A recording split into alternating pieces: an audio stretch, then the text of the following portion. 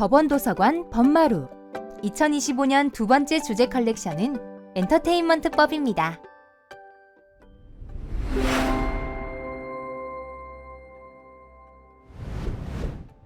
2024년 아이돌 그룹이 전속계약 문제로 매니지먼트 회사와 다툼을 벌인 일이 화제가 되었습니다. 같은 해 계약 기간 만료를 앞둔 가수 A씨와 한 회사 사이 상표권 분쟁이 벌어졌습니다. 엔터테인먼트 산업이 발전함에 따라 법적 분쟁은 점점 심화되고 있으며 이들 간 법률 관계를 규율하는 엔터테인먼트법의 영역 역시 확장되고 있습니다. 엔터테인먼트법은 엔터테인먼트 산업에 적용되는 법률 전반을 아우르며 각종 계약 및 창작물에 대한 지식재산권 보호, 콘텐츠 이용자 보호를 위한 행정규제법, 그리고 명예훼손과 같은 사법규범을 포함합니다. 이는 엔터테인먼트의 기획, 창작, 유통, 소비 등 전 과정에 적용되는 법규범의 총체를 의미합니다. 엔터테인먼트 산업에서 발생하는 법적 분쟁을 자세히 살펴보겠습니다.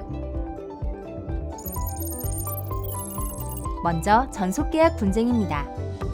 연예인이 특정 회사와 계약을 맺고 해당 회사를 통해서만 활동하는 것을 전속계약이라고 하는데, 전속계약을 체결한 경우 양측은 각자의 의무를 충실히 이행해야 합니다. 전속계약의 의무를 제대로 이행하지 않을 경우 민법상 일반 원칙에 따라 채무 불이행을 원인으로 전속계약을 해지함으로써 계약관계에서 벗어날 수 있습니다. 법원은 전속계약의 내용 중 계약기간, 이익의 분배, 계약의 해제 등 계약의 중요 부분이 연예인에게 일방적으로 불공정하게 체결하여 무효이고 나머지 부분만으로는 전속계약의 목적을 달성할 수 없으며 당사자들이 나머지 부분만으로 계약을 체결하지도 않았을 것이라는 이유로 전속계약 전체가 무효라고 판단했습니다. 그렇다면 법적 분쟁이 발생하는 동안 연예인은 연예 활동을 이어갈 수 있을까요?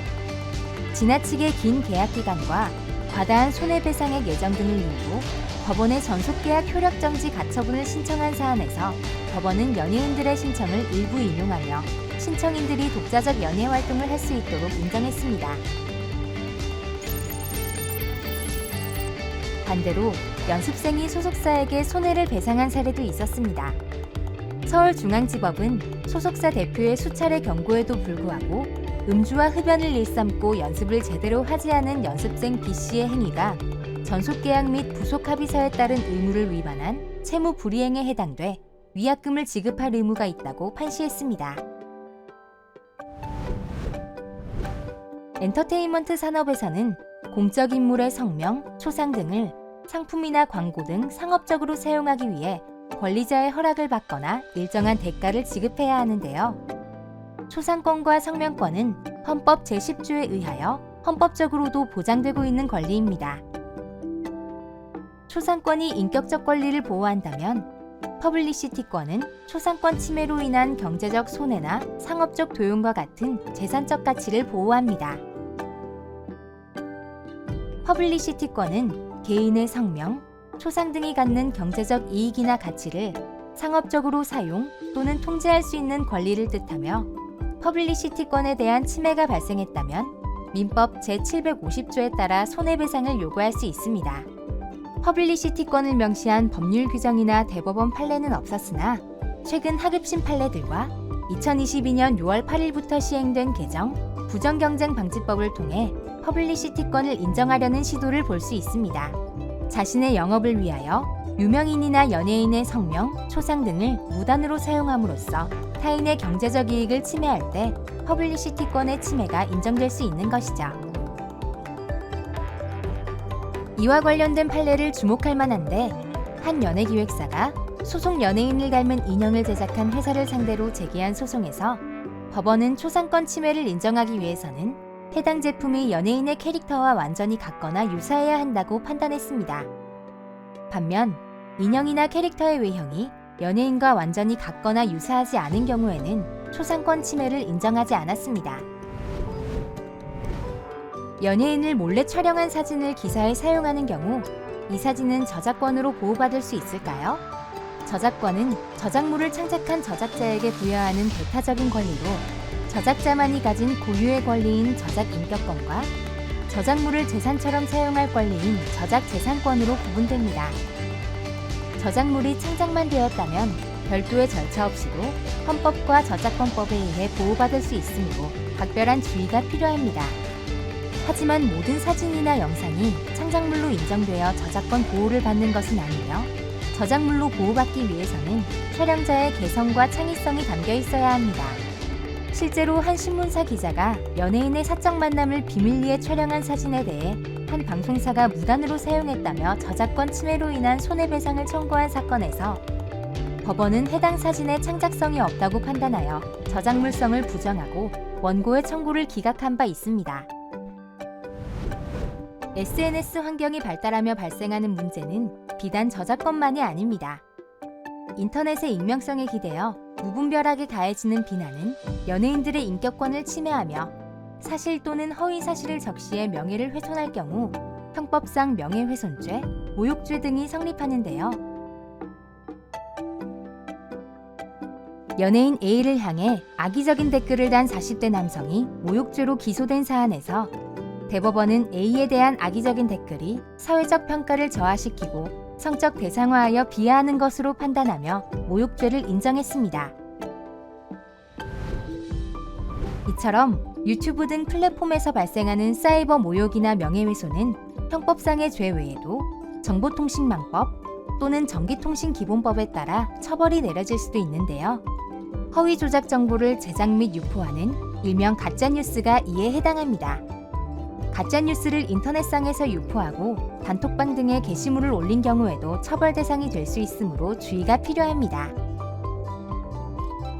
명예훼손과 모욕이 보복범죄와 스토킹으로 이어지는 경우도 있습니다. 특히 스토킹 범죄는 강력범죄로 발전할 수 있는 전조 단계로 인식되면서 당시 시행 중이던 스토킹 처벌법의 개정 필요성에 대한 사회적 공감대가 형성되었습니다. 이에 따라 2023년 스토킹 처벌법이 개정되었습니다.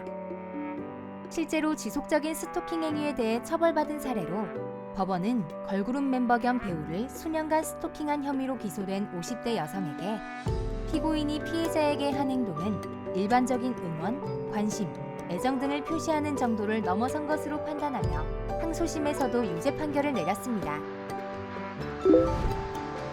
아티스트를 이러한 위험으로부터 보호하는 것은 매니지먼트의 핵심 업무이자 주요 책임이지만 앞서 살펴본 사례들처럼 보호를 목적으로 구체화된 매니지먼트 시스템 내에서도 법적 분쟁은 끊임없이 발생하고 있습니다. 이러한 문제는 연예계에만 국한되지 않습니다. 스포츠 선수들 역시 계약 협상이나 스케줄 관리 등의 과정에서 에이전트의 지원을 받지만 그 과정에서 다양한 법적 분쟁이 지속적으로 일어나고 있습니다. 대표적으로 전속계약에 관한 분쟁입니다. 특정 매니지먼트와 전속계약을 체결하였으나 이를 해지하고 며칠 후 다른 매니지먼트와 전속계약을 체결한 사안에서 전 매니지먼트사가 현 매니지먼트사를 상대로 제3자 채권 침해에 따른 손해배상을 구하자 법원은 새로운 매니지먼트사가 선수와 적극적으로 공모하였거나 기망, 협박 등의 수단을 사용하였거나 기존 매니지먼트사를 해할 의사로 선수와 계약을 체결한 것이 아니라면 새로운 계약 자체는 위법하지 않다고 보았습니다. 그러나 기존 전속 계약이 유효함에도 이를 일방적으로 해지하고 제3자인 다른 에이전트를 통해 이적한 선수 본인은 전속 계약상 의무를 위반한 데 따른 책임을 질 수 있습니다. 관객이 에이전트 측에 소송을 건 이례적인 사례도 있었습니다. 한 인기 축구 선수가 친선전 내내 출전하지 않자 주최자를 상대로 손해배상을 청구한 사건에서 법원은 입장권의 판매가 인기 선수에 의해 이루어졌으며 관객들의 분노가 사회적 경제적으로 중대하다고 판시하며 주최 측의 손해배상 책임을 인정했습니다. 최근 플랫폼의 경계를 넘나들며 연예, 방송, 게임 등 다양한 분야에서 활동하는 사람들이 증가하고 있습니다. 디지털 시대 속 콘텐츠의 소비자이면서 제작자이고 동시에 판매자가 되기도 하는 것이죠. 이는 엔터테인먼트법이 유명인이나 연예인에게만 적용되지 않는다는 점을 시사하기도 합니다. 엔터테인먼트법의 중요성을 인식함과 동시에 우리의 삶을 풍요롭게 하는 콘텐츠가 더욱 다양하고 풍성하게 발전될 수 있도록 지속적인 관심을 가져야겠습니다. 법원도서관 법마루에는 엔터테인먼트법과 관련된 국내외 개념서와 다양한 교양도서를 구비하고 있습니다.